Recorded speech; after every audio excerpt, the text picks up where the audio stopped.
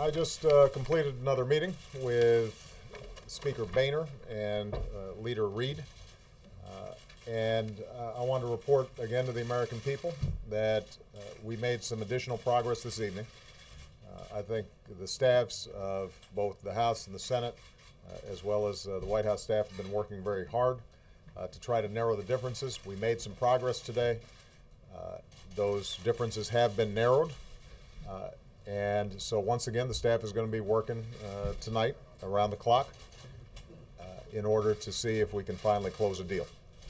But there are still a few issues that are outstanding. They're difficult issues. They're important to both sides. And so I'm not yet prepared to express wild optimism. But I think we are further along today than we were yesterday. I want to reiterate to people why this is so important. We're now less than 30 hours away from the government shutting down. That means, first of all, 800,000 families, our neighbors, our friends who are working hard all across the country in a whole variety of functions, they suddenly are not allowed to come to work. It also means that they're not getting a paycheck. That obviously has a tremendous impact. You then have millions of more people who end up being impacted because they're not getting the services from the federal government that are important to them. So small businesses aren't seeing their loans processed. Folks who want to get a mortgage through the FHA may not be able to get it. And obviously that's not good as weak as this housing market is.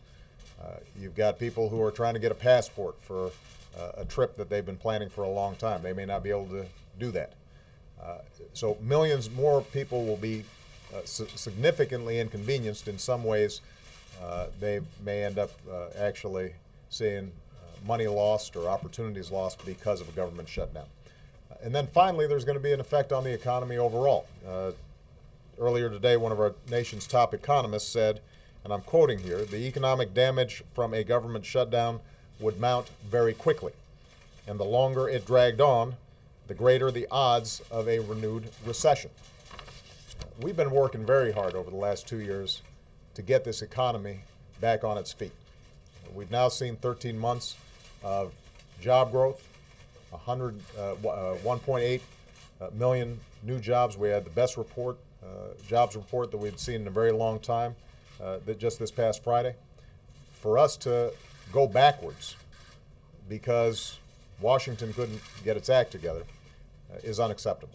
So again, 800,000 federal workers and their families impacted, millions of people who are reliant on government services not getting those services, businesses, farmers, veterans, and finally, overall impact on the economy that could end up severely hampering our recovery and our ability to put people back to work.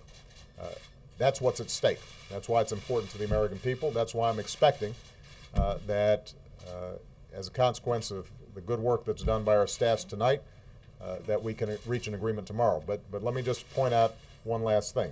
What I've said to the Speaker and what I've said to Harry Reid is because the machinery of the shutdown is necessarily starting to move, I expect an answer in the morning.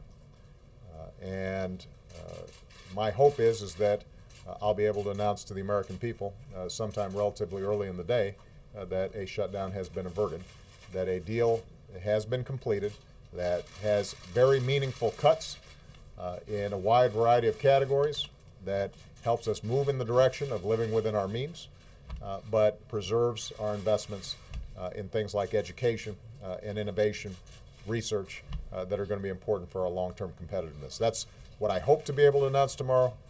There's no certainty yet, but I expect an answer sometime early in the day. All right? Thank you very much, everybody.